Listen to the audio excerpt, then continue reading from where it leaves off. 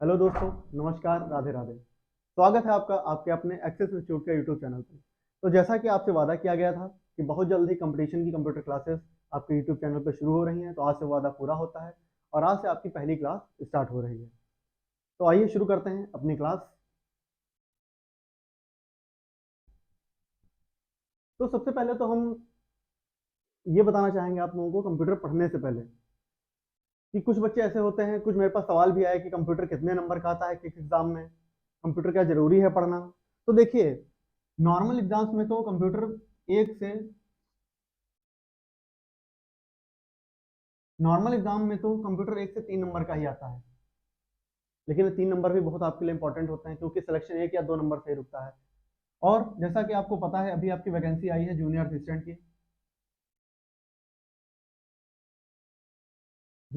की वैकेंसी आई है, तो उसमें कंप्यूटर का वेटेज क्या है, 15 नंबर का। तो जूनियर असिस्टेंट में उसको चाहिए फुल इज्जत कंप्यूटर को।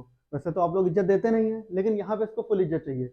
नॉर्मली कोई भी बच्चा 5 से 6 क्वेश्चन तो कर लेगा, लेकिन 5 6 नंबर से ऊपर जाने के लिए आपको कंप्यूटर पढ़ना पड़ेगा और अच्छे से पढ़ना पड़ेगा।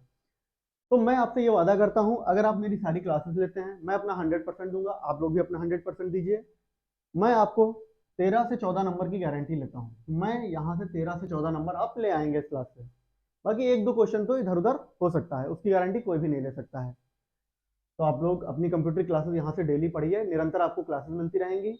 और जूनियर असिस्टेंट के जैसे आपको रीजनिंग रीजनिंग कितने नंबर की है, रीजनिंग भी 15 नंबर की है। तो इसकी क्लास तो रोहित सर आपको दे ही रहे हैं। रोहित सर रीजनिंग के बेस्ट टीचर हैं। तो रोहित सर से आप पढ़िए, यहाँ से आप 15 नंबर आप पूरे के पूरे कंप्लीट कर सकते हैं। कंप्यूटर में भी आप पूरे के पूरे नंबर ला सकते हैं। और आप लोगों को ये भी बता दें, बहुत जल्दी हिंदी का प्रैक्टिस सेट भी स्टार्ट हो रहा है। हिंदी का प्रैक्टिस सेट भी स्टार्ट हो रहा है। और हिंदी 20 नंबर की आती है। तो आप लोग 20 15 15 ये नंबर तो 100% जूनियर असिस्टेंट में ला ही सकते हैं। उसके बाद आपका जीएस रह जाएगा और यूपी जीके। तो जीएस और यूपी जीके की क्लास भी बहुत जल्द स्टार्ट हो जाएंगी। ठीक है, तो आइए अब देर ना करते हुए हम लोग शुरू करते हैं अपनी पहली क्लास को। तो सबसे पहले कंप्यूटर पढ़ने से पहले हमें यह जानना पड़ेगा कि कंप्यूटर की डेफिनेशन क्या है, कंप्यूटर है क्या। अब कुछ लोग इसमें ऐसे भी होंगे, सोचेंगे क्या बोरिंग क्लास है, कंप्यूटर की डेफिनेशन पढ़ा रहे हैं, ये तो हमें आता ही है।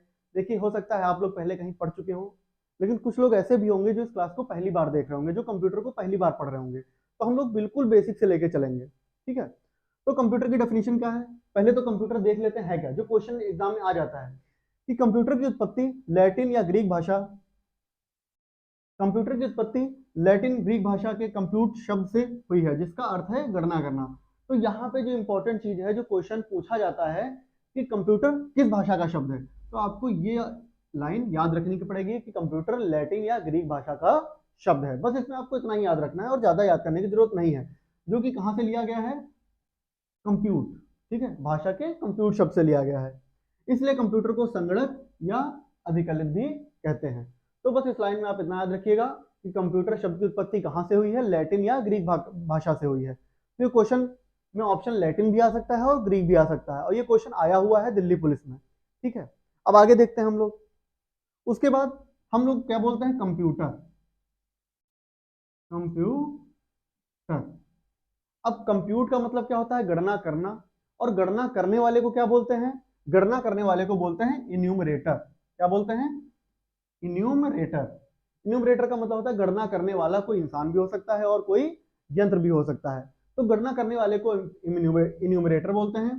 तो कंप्यूट कंप्यूट प्लस एन्यूमरेटर, इन दोनों शब्दों से मिलकर क्या बना है, कंप्यूटर। ठीक है, तो अभी आप लोग जान चुके होंगे कि कंप्यूटर क्या है। लेकिन अभी भी कंप्यूटर की डेफिनेशन हमने नहीं बताई है। अभी हम आप लोगों से पूछे अगर जो कंप्यूटर की डेफिनेशन क्या है, तो गूगल पे आप लोग डालेंगे, बहुत सारी डेफिनेशन आ जाएंगी। ऑफिशियली कोई भी कंप्यूटर की डेफिनेशन नहीं है। ऐसे तो बहुत लोग बोलते हैं common operating machine particularly use for research, ये सारी चीजें डेफिनेशन नहीं है, तो हम लोग खुद से भी कुछ ना कुछ बना सकते हैं। तो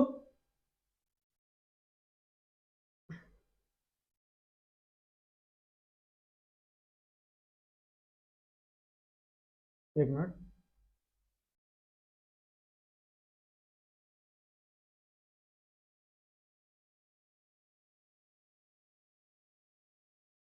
यहाँ पे आते हैं हम लोग। अब देखते हैं कंप्यूटर की डेफिनेशन क्या है। ठीक है, कंप्यूटर की डेफिनेशन, कंप्यूटर डेफिनेशन। अगर हमसे कोई पूछ ले कंप्यूटर क्या है, तो आप क्या जवाब देंगे कि कंप्यूटर क्या है? तो उसके लिए कंप्यूटर की डेफिनेशन है, कंप्यूटर क्या है?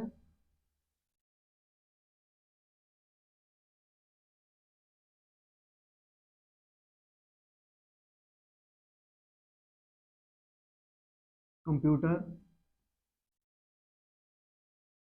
एक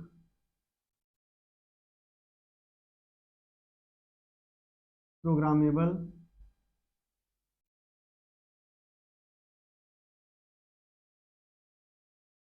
इलेक्ट्रॉनिक डिवाइस है जो कि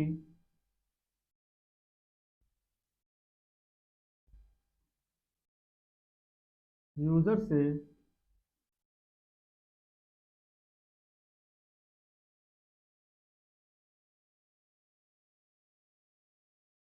में डेटा लेता है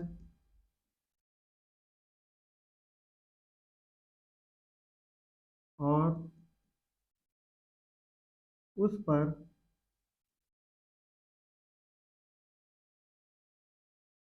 प्रोसेस करके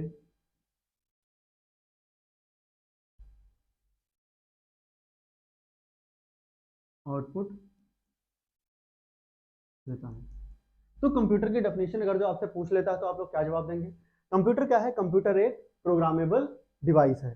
तो सबसे पहले तो जो सबसे मेन पॉइंट है आपको जो याद रखना है तो वो क्या है? कंप्यूटर क्या है? प्रोग्रामेबल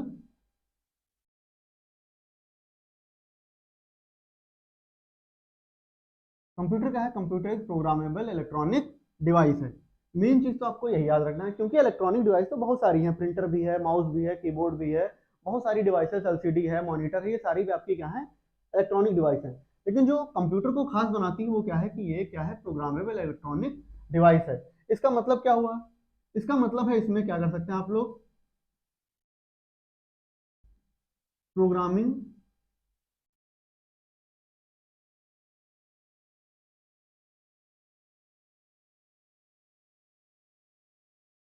इसमें आप लोग प्रोग्रामिंग कर सकते हैं।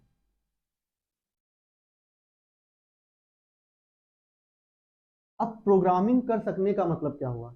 जैसे प्रिंटर है, वो सिर्फ प्रिंट करने के लिए बनाया गया है। स्कैनर वो सिर्फ स्कैन करने के लिए बनाया गया है। कीबोर्ड वो सिर्फ टाइपिंग करने के लिए बनाया गया है। माउस एक पॉइंटिंग डिवाइस उसी के लिए सिर्फ यूज होता है। लेकिन कंप्यूटर में क्या होता है? जिस इंसान को जैसा भी काम करना है, जैसा भी यूज करना है, जैसे अगर कोई शादी, जैसे आपकी शादी, इसमें शादी का सीजन चल रहा है, तो जैसे शादी बारात में क्या होता है, आप लोग कार्ड बनवाते हैं, तो उसके लिए क्या यूज होता है? Corel Draw. तो जिसको कोरल ड्रॉ पे काम करना है वो क्या करेगा? अपना कोरल ड्रॉ का सॉफ्टवेयर लाएगा और इसमें कंप्यूटर में लगा डाल देगा, इंस्टॉल कर लेगा और क्या होगा? उसका यूज कर सकता है। या कोई अकाउंटिंग का काम करता है, अगर कोई अकाउंटेंट है तो वो क्या करेगा?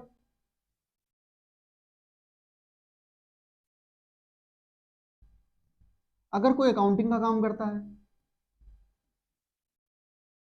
तो वो क्या करेगा? टैली ले आएगा, टैली इंस्टॉल कर लेगा अपने सिस्टम में, तो वो टैली के ऊपर काम कर सकता है।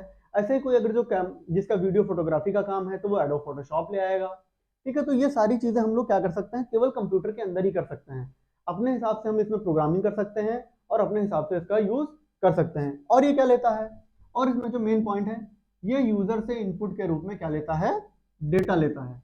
ये यूजर से क्या लेता है? इनपुट के रूप में डेटा लेता है। अभी हम आगे भी इस पे बात करेंगे कि डेटा क्या होता है, इंफॉर्मेशन क्या होती है, इंटरमीडिएट इंफॉर्मेशन क्या होती है, इसके बारे में हम आगे बात करेंगे। अभी हम सिर्फ डेफिनेशन पढ़ रहे हैं। तो यूजर इनपुट के रूप में क्या लेता है? डेटा लेता है। इनपुट का मतलब जो हम यूजर उसको दे रहा है कंप्यूटर को, वो लेता है इनपुट के रूप में डेटा, और उसके ऊपर प्रोसेस करता है। ये भी हम आगे बात करेंगे कि प्रोसेस कौन करता है, कैसे करता है, प्रोसेस होती क्या है। प्रोसेस करके हमें क्या देता है?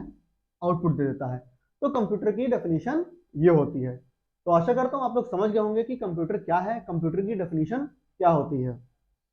अब हम अपना अगले क्लास चलते हैं। उसके बाद मेन चीज, ये तो किसी को पता ही नहीं होगा कि कंप्यूटर का आविष्कार किसने किया है, तो आज हम बता देते हैं आपको कंप्यूटर का आविष्कार किसने किया है। चार्ल्स बेबेज जी ने किया है। किसने किया है? चार्ल्स बेबेज जी ने। ताकि मैं मजाक कर रहा हूं, ये तो सबको पता होता है कि कंप्यूटर का आविष्कार किसने किया है। जो मेन चीज आपका पूछता है, कमीशन आपसे पूछता है, वो अब ये नहीं पूछता है कि कंप्यूटर का आविष्कार किसने किया। अब वो क्या आपसे पूछता है, जो क्वेश्चन अभी आया हुआ है उसमें क्या पूछा गया है, देखते हैं क्या पूछा गया है।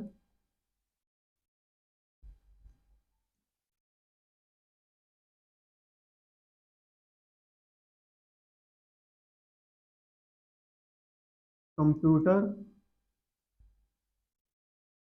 का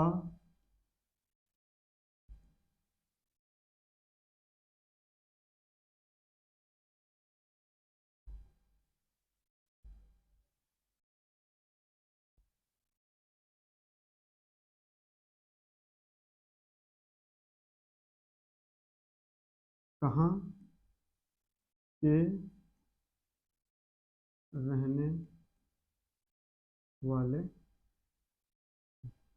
तो मेन क्वेश्चन ये आया है कि कंप्यूटर का आविष्कार करने वाले कहाँ के रहने वाले थे। क्योंकि बच्चा बच्चा जानता है कंप्यूटर का आविष्कार किसने किया है, डॉक्टर चार्ल्स बेबेज या सर चार्ल्स बेबेज जी ने किया है।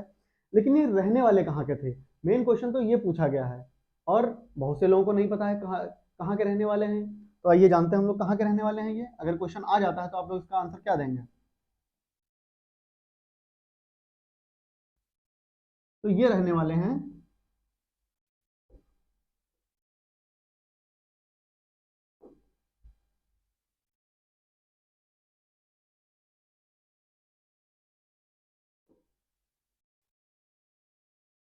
ये रहने वाले हैं इंग्लैंड के। कहाँ के? इंग्लैंड के। तो अगर अब आपके सामने क्वेश्चन आ जाता है कि कंप्यूटर का आविष्कार करने वाले, कंप्यूटर का आविष्कार कहाँ के रहने वाले थे, कंप्यूटर का आविष्कार करने वाले जो व्यक्ति थे चार्ल्स बेबेज, वो कहाँ के रहने वाले थे, तो वो इंग्लैंड के रहने वाले थे। और ये क्या थे? ये एक फिलोसोफर थे।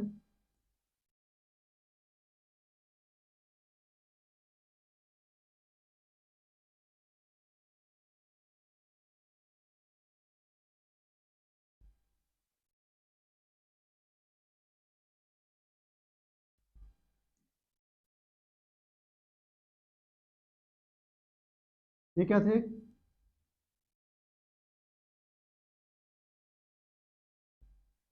इसे स्पेलिंग पे मत जाइएगा, भावनाओं को सोचिएगा।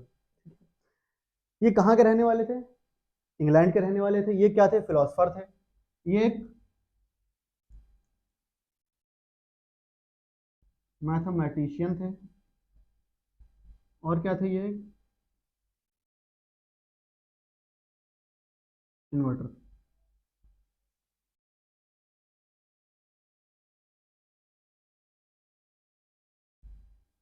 सॉरी,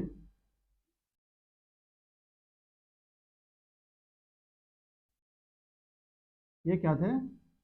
इन्वेंटर थे। ये क्या थे? इन्वेंटर थे। तो कंप्यूटर का आविष्कार किसने किया था? कंप्यूटर का आविष्कार चार्ल्स बेबेज जी ने किया था। ये कहाँ के रहने वाले थे? या इंग्लैंड के रहने वाले थे? ये इंपॉर्टेंट क्वेश्चन है। ये कहाँ के रहने वाले थे? इंग्लैंड के रहने वाले थे, क्योंकि ये आया हुआ क्वेश्चन है।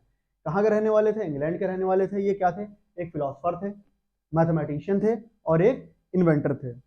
अब इनका जन्म कब हुआ था, तो इनकी बर्थ देख लेते हैं कब हुई थी, बर्थ, और इनकी डेथ कब हुई थी। तो ये दो चीजें हम देख लेते हैं। तो इनकी बर्थ कब हुई थी? इनकी बर्थ हुई थी 1791 में। 1799 में वन में इनकी क्या हुई थी? बर्थ हुई थी। और इनकी डेथ कब हुई थी? इनकी डेथ हुई थी 1871 में। 1871 में इनकी क्या हुई थी? डेथ हुई थी। तो यहां से आपका क्वेश्चन क्या पूछा जा सकता है? रेयरली क्वेश्चन पूछा जाता है अब कंप्यूटर का आविष्कार किसने किया था। रेयरली क्वेश्चन पूछा जाता है, पूछा भी जा सकता है, कोई बहुत बड़ी बात नहीं है, इजी से इजी क्वेश्चन भी पूछा गया है। तो रेयरली क्वेश्चन पूछा यहां से क्या जा सकता है, कंप्यूटर का आविष्कार किसने किया था, तो आप बता देंगे किसने किया था, चार्ल्स बेबेज ने किया था। कंप्यूटर का आविष्कार किसने किया था? चार्ल्स बेबेज ने किया था। ये कहाँ के रहने वाले थे? इंग्लैंड के रहने वाले थे। ये क्वेश्चन पूछा जा चुका है, तो ये आप लोग ध्यान रखिएगा। कहाँ के रहने वाले थे? इंग्लैंड के रहने वाले थे। ये क्या थे? एक फिलोसफर थे, मैथमेटिशियन थे और एक इन्वेंटर थे। इनकी बर्थ कब हुई थी? 1791 में हुई थी और इनकी डेथ कब हुई थी? 1871 में हुई थी। तो अभी तक हमने क्या पढ़ लिया, उसको एक बार हम फिर से रिवाइज कर लेते हैं, ताकि आपको दोबारा से क्लास ना पढ़नी पड़े। जो यहाँ पे पढ़ चुके हैं बस हम उतना ही पढ़ेंगे। अब ये नहीं है कि घर पे जाके फिर से हम इसको रट रहे हैं। जो यहाँ पे पढ़ेंगे बस यहीं पे हमें याद होना चाहिए। तो हमने अभी आज क्या पढ़ा? कंप्यूटर की डेफिनेशन। कंप्यूटर क्या है? कंप्यूटर की उत्पत्ति लैटिन या ग्रीक भाषा से हुई है। इससे कंप्यूटर शब्द से। तो इसमें जो इंपॉर्टेंट मैंने बताया था क्या है कि ये क्वेश्चन आ चुका है, कंप्यूटर की उत्पत्ति कहाँ से हुई है? लैटिन या ग्रीक भाषा से हुई है। उसके बाद अगला जो हमने पढ़ा कि कंप्यूटर शब्द बना कैसे है, तो कंप्यूटर शब्द दो शब्दों से बना है, कंप्यूट प्लस इन्यूमरेटर। कंप्यूट का मतलब गणक और इन्यूमरेटर का मतलब गणना करने वाला। ठीक है, तो कंप्यूटर का शब्द कंप्यूट प्लस इन्यूमरेटर से बना है, जिसको हम लोग बोलते हैं कंप्यूटर। उसके बाद हमने ये पढ़ा है आज कि कंप्यूटर की डेफिनेशन क्या है। कंप्यूटर की डेफिनेशन क्या है? कंप्यूटर एक प्रोग्रामेबल इलेक्ट्रॉनिक डिवाइस है, जो कि हम लोग याद रखेंगे। ये नहीं बोलेंगे सिर्फ कंप्यूटर एक इलेक्ट्रॉनिक डिवाइस है, क्योंकि फिर हम डिफरेंस नहीं कर पाएंगे कंप्यूटर में और अदर इलेक्ट्रॉनिक डिवाइस में क्या डिफरेंस है। तो कंप्यूटर का एक प्रोग्रामेबल इलेक्ट्रॉनिक डिवाइस है, जो कि यूजर से इनपुट के रूप में डेटा लेता है और उस पर प्रोसेस करता है और आउटपुट देता है। तो हमने आज कंप्यूटर की डेफिनेशन पढ़ ली। उसके बाद हमने क्या पढ़ा? कंप्यूटर का आविष्कार किसने किया था? तो कंप्यूटर का आविष्कार किसने किया था? कंप्यूटर का आविष्कार डॉक्टर चार्ल्स बेबेज ने किया था, जो कि कहाँ के रहने वाले थे? इंग्लैंड के रहने वाले थे। ये क्या थे? एक फिलोसफर थे, मैथमेटिशियन थे और क्या थे? इन्वेंटर थे। इनकी बर्थ कब हुई थी? 1791 में हुई थी और इनकी डेथ कब हुई थी? 1871 में हुई थी। उसके बाद अगला हम चलते हैं, पढ़ते हैं। अच्छा, तो सबसे पहले इन्होंने क्या बनाया? हम लोग कंप्यूटर का इन्वेंटर तो इन्हें बोलते हैं, लेकिन एक्चुअल में इन्होंने कंप्यूटर की खोज नहीं की थी। इन्होंने क्या किया था? डिफरेंस इंजन बनाया था। जिस काम के लिए आज कंप्यूटर यूज हो रहा है, पहले इसके लिए नहीं यूज होता था। पहले क्या था? बड़ी बड़ी कैलकुलेशन होती थी। तो सिर्फ ये छोटी सी छोटी और बड़ी से बड़ी कैलकुलेशन को करने के लिए हम लोग क्या करते थे? कंप्यूटर का यूज मतलब बनाया गया था। आज जो हम लोग जिस भी काम के लिए यूज कर रहे हैं, चाहे वो गेम खेलने के लिए यूज कर रहे हो, चाहे हम बड़ी बड़ी कैलकुलेशन के लिए यूज कर रहे हो, हम लोग वेदर फोरकास्टिंग के लिए यूज कर रहे हो, या शादी या कोरल ड्रॉ यूज कर रहे हो, एडो फोटोशॉप के लिए यूज कर रहे हो, टैली के लिए यूज कर रहे हो, ये सारी चीजें पहले नहीं थी। पहले किसके लिए यूज किया गया था? कैलकुलेशन के लिए। तो जो सबसे पहला इंजन बनाया गया था वो क्या था? Difference engine. सबसे पहले कौन सा इंजन बनाया गया था? Difference engine. तो डिफरेंस इंजन का आविष्कार किसने किया था? इसका भी आविष्कार किसने किया था? चार्ल्स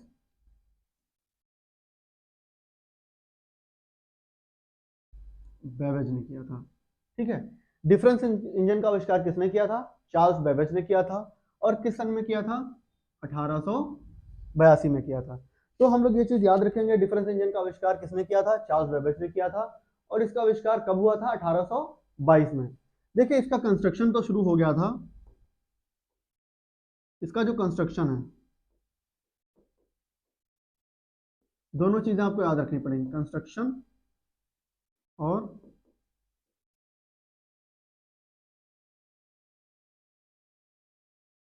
अनाउंसमेंट, ये दो चीजें हैं। अगर आपसे पूछ ले कि डिफरेंस इंजन का कंस्ट्रक्शन कब शुरू हुआ था, तो आप लोग क्या आंसर देंगे? अगर आपसे पूछ ले डिफरेंस इंजन का कंस्ट्रक्शन कब शुरू हुआ था, तो आप लिखेंगे 1819 में। देखिए, मैं आप लोगों को वही क्वेश्चन बता रहा हूँ जो यहाँ पे आए हुए हैं। आपसे ये भी अगर जो आपसे नॉर्मली पूछ ले कि डिफरेंस इंजन कब बना, तो आप लोग क्या जवाब देंगे? 1882। ठीक है, आप लोग क्या जवाब देंगे? 1800। सॉरी, यहाँ पे गलत लिखा है। डिफरेंस इंजन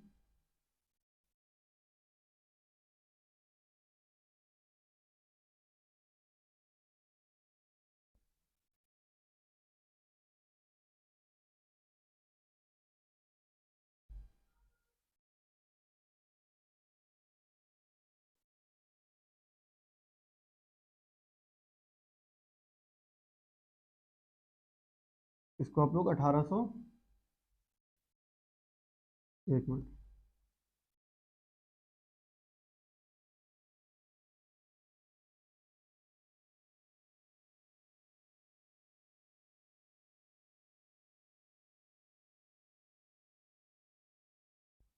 सॉरी वो गलती से लिख गया है यहाँ पे, इसको आप लोग सही कर लेंगे, वरना एग्जाम में आएगा तो आप लोग वहाँ भी गलत कर देंगे इसको।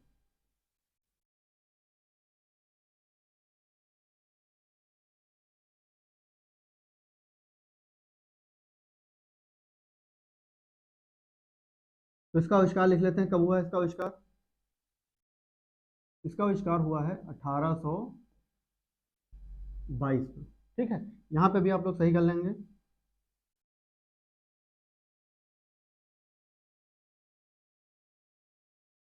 चलिए देख लेते हैं, गलती हो जाती है टाइपिंग में कभी कभी, तो उसमें हमें परेशान नहीं होना है, कोई भी गलती होगी मैं उसको यहाँ पे सुधार दूंगा। तो यहाँ पे इसका आविष्कार कब हुआ है, 1822 में हुआ है। इसका कंस्ट्रक्शन कब शुरू हुआ, 1819 में। और इसका कंस्ट्रक्शन पूरा कब हुआ है आपका, इसका कंस्ट्रक्शन आपका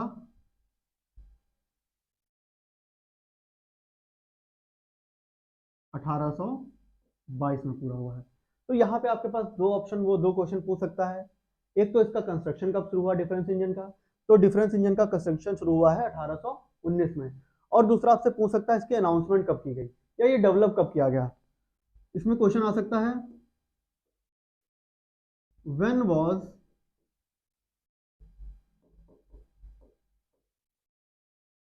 डिफरेंस इंजन